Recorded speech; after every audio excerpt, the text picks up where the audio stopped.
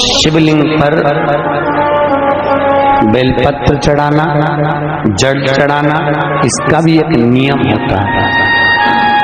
शंकर जी पे शिवलिंग पर जल कहाँ चढ़ाया जाता है? सबसे पहला जल अगर शंकर जी को चढ़ाने जा रहे हो तो शंकर जी के जो चरण है, जहाँ से पानी नीचे गिरता है, उसके सीधे वाले भाग पर, अपने हाथ का सीधा भाग, वहां जल चढ़ाओ।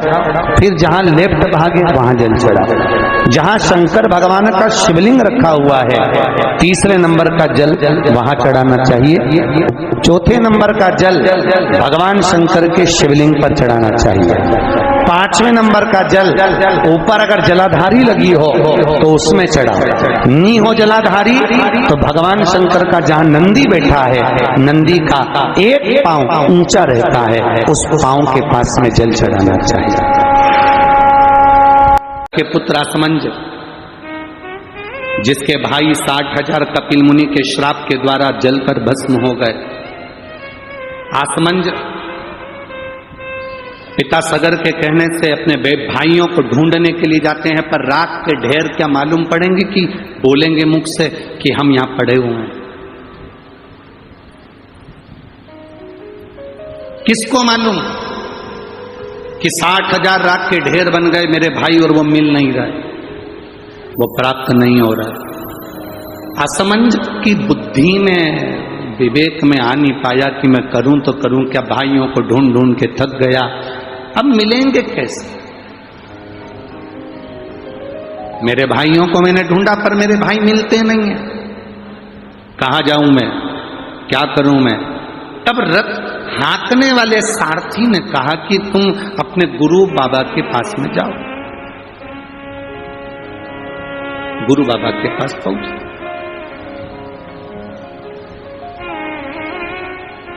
वशिष्ठ बाबा के पास में, गुरु बाबा के पास में जाओ।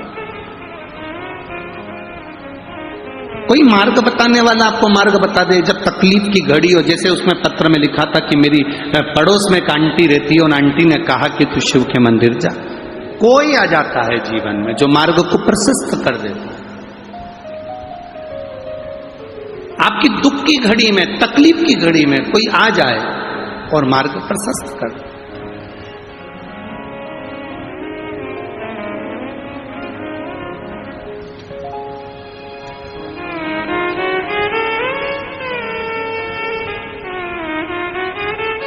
और याद रखना, दुख की घड़ी में आकर अगर कोई तुम्हारे मार्ग को प्रशस्त करे तो समझ जाना कि ये दुख की घड़ी में जो मेरे साथ में खड़ा होकर कह रहा है कि तू शंकर के मंदिर जाया कर, एक लोटा जल चढ़ाया कर, पशुपति व्रत करा कर, शिव मंदिर में जाकर झाड़ू पोछा लगा लिया कर, शंकर जी के मंदिर में जो निर्माल्य पड़ा होता है उस निर्माल्य को उठाकर विसर्जन कर आया कर।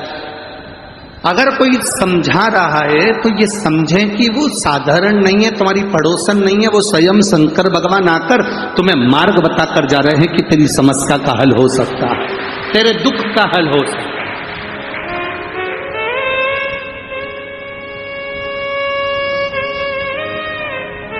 पर हम उस बात पर विचार नहीं करते। सारथी ने रथ चलाते चलाते असमंजस से कहा, महाराज तुम्हारे भाई नहीं मिल रहे, 60,000 भाई तुम्हारे प्राप्त नहीं हो रहे, तो तुम अपने गुरु के पास जाओ। किसी सदगुरु की शरण हमें फल दे जाती है।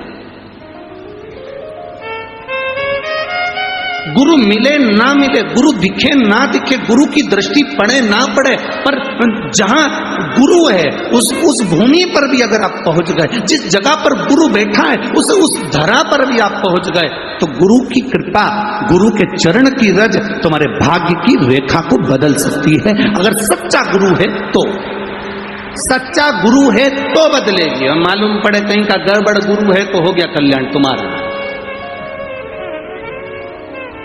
नहीं तो आज का जमाना, गुरु फिरे बाजार में हमसे दीक्षा लेओ, नरक पड़ो चाहे स्वर्ग जाओ, पर माल हमी को दो। नहीं तो आज के गुरु तो ऐसे हो गए कि माल चाहिए बस, आप क्या करें उससे मतलब नहीं। आप स्वर्ग गए कि नरक गए गुरु को मतलब नहीं।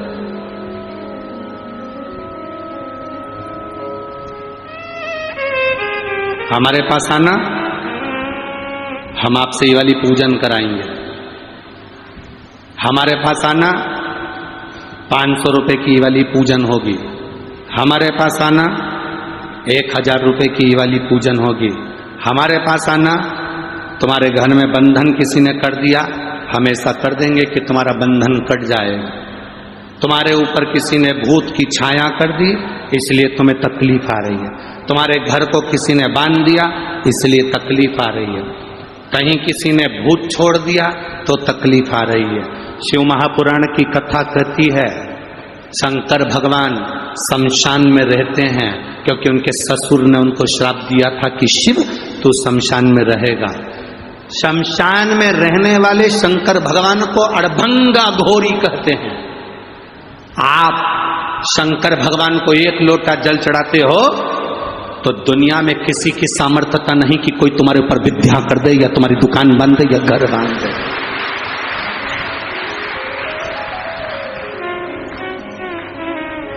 किसी की सामर्थ्यता नहीं कि तुम्हारी नौकरी को बांध दिया। पहले लोग कहते थे ये वाला दोष लग गया, पितृ दोष लग गया, काल सर्प दोष लग गया, वास्तु दोष लग गया। लोगों ने बाथरूम तोड़वाई, यहाँ बनवाई, सीढ़ी तोड़वाई, यहाँ बनवाई, ये करा वो करा। सारी दुनिया के लोगों ने सब कुछ तोड़वा के देख लिया, सब कुछ बदल के देख लिया। घर बदला, व्यापार बदला, दुकान बदली, सत्ता बदली, सब बदल कर देखा, पर व्यक्ति ने अपना मन बदल कर नहीं देखा। जिस दिन अपना मन बदल लेता, उस दिन पूरा घर अपने आप सरल हो जाता, अच्छा हो जाता। हम सब कुछ बदले पर मन कहां बदलता।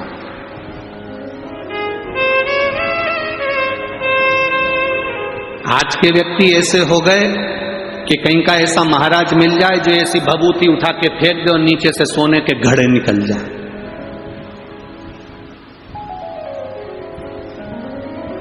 ए भाई, ए छत्तीसगढ़ की जीजियों, छत्तीसगढ़िया सबले बढ़िया।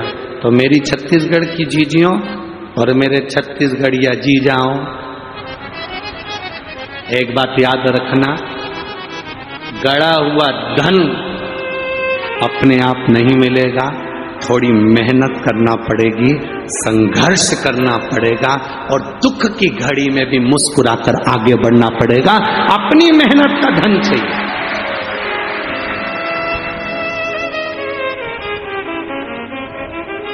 पानी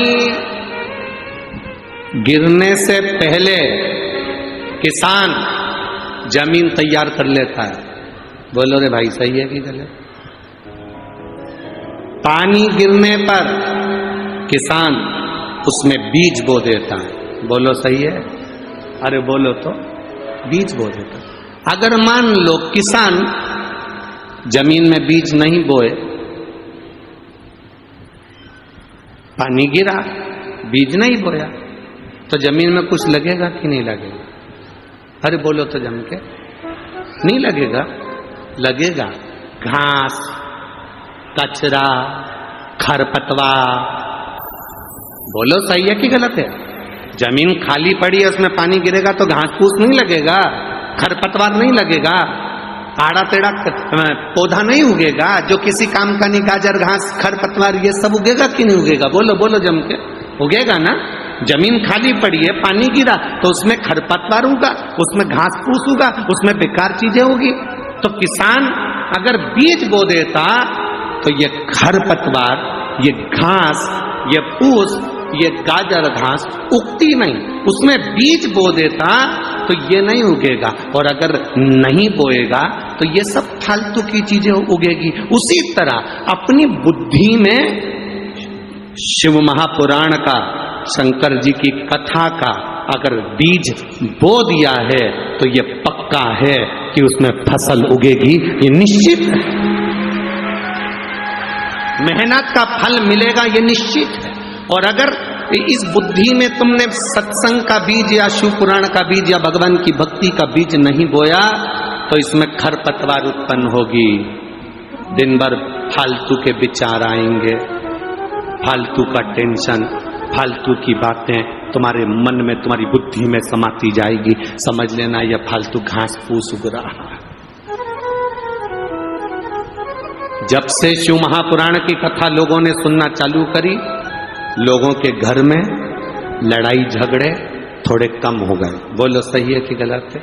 पहले सास भी फ्री थी, बहू भी फ्री थी, तो दिन भर लड़ाई होया करती थी। आजकल सास 2 बजे से 5 बजे तक टीवी पे बुक रहती है,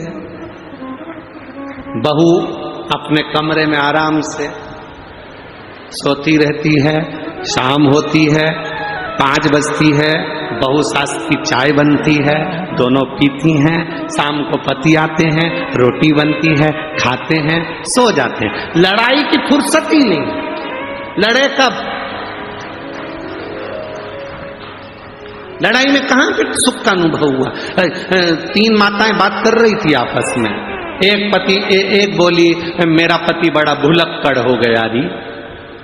दूसरी बोली तू रेन देरी बई, तेरे पति से ज्यादा तो मेरा पति भुलक्कड़ हो गया, इतना भूलता है कि पूछो ही मत।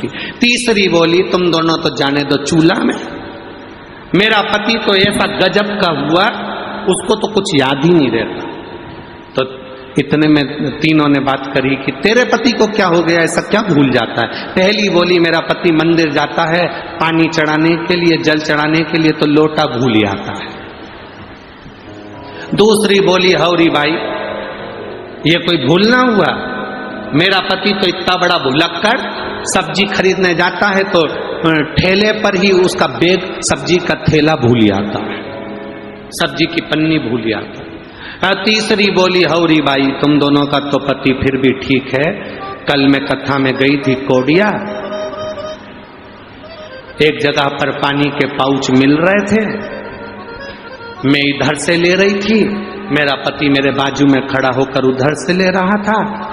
मेरे को देखकर बोला बहन जी तुम्हें कहीं देखा है?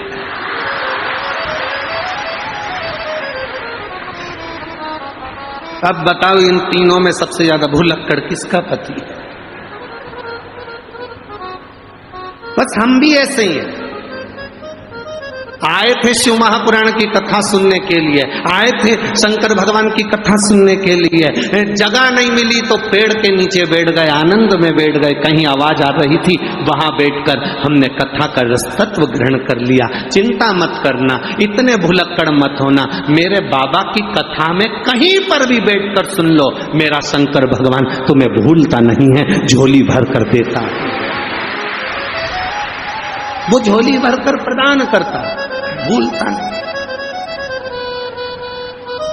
बोल बम का नारा है, शिव तत्व में जाना।